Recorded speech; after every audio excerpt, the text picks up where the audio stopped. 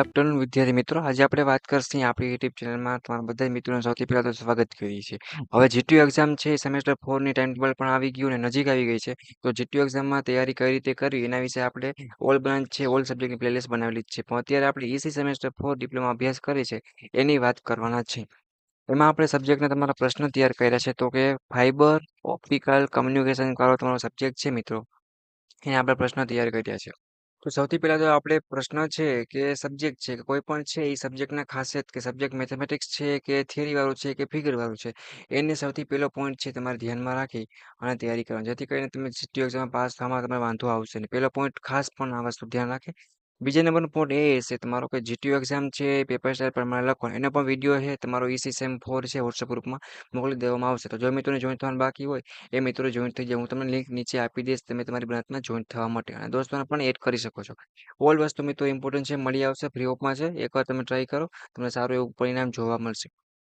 તો અમે જે તમારા ફાઇબર ઓપ્ટિકલ સબ્જેક્ટ છે એ ઓ સી એનું જે ફ્રી ઓફમાં સ્ટડી મટીરિયલ તૈયાર કર્યું છે એ 100% ઇમ્પોર્ટન્ટ છે. એનું કારણ એ છે કે અમે જીટીયુ એક્ઝામમાં જે પ્રશ્નો પૂછાતા હોય અથવા જે પૂછાઈ ગયેલા છે અને પૂછાવાના છે એ જ પ્રશ્ન અમે લેતા હોઈએ છીએ. અને ગુજરાતી અને ઇંગ્લિશ બંને લેંગ્વેજમાં જોવા મળશે, જેથી કરીને બે વિદ્યાર્થી છે ઇંગ્લિશ મીડિયમના અને ગુજરાતીના એ સારી રીતે તૈયારી કરી શકશે.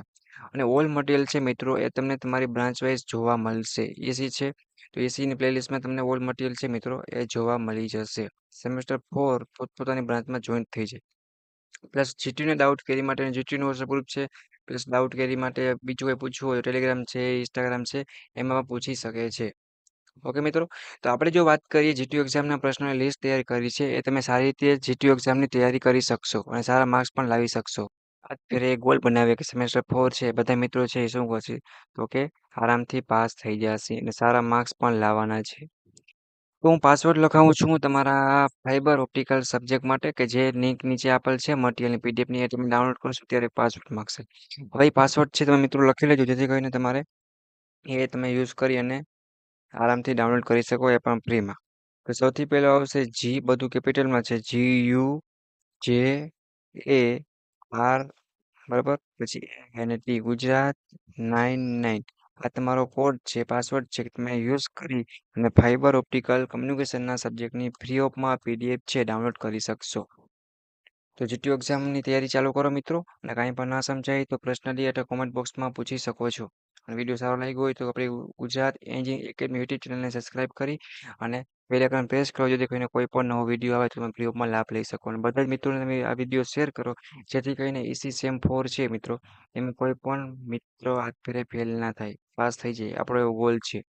સેમેસ્ટર 1-2માં જે મિત્રો ફેલ છે એના માટે પણ પોતાની પ્લેલિસ્ટમાં મટીરિયલ આપેલું છે, એ પર તૈયારી કરી શકે છે. અને સેમ 1-2માં કે 3માં અમુક મિત્રોને બેકલોગ કેટી વધારે આવ્યા, એવું હાથ ફેર ન થાય એ વસ્તુનું ખાસ ધ્યાન રાખજો, કેમ કે ભાઈ તમે બીજા વર્ષમાં છો એટલે કે સેકન્ડ યરમાં છો.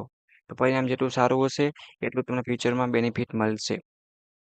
આવી રીતના બધી જ બ્રાન્ચના સબ્જેક્ટના આઈએમપી પ્રશ્ન છે જીટીયુ એક્ઝામના, એ તમને જોવા મળશે, જેથી કરીને તમે તૈયારી ચાલુ કરો, બરાબર છે મિત્રો.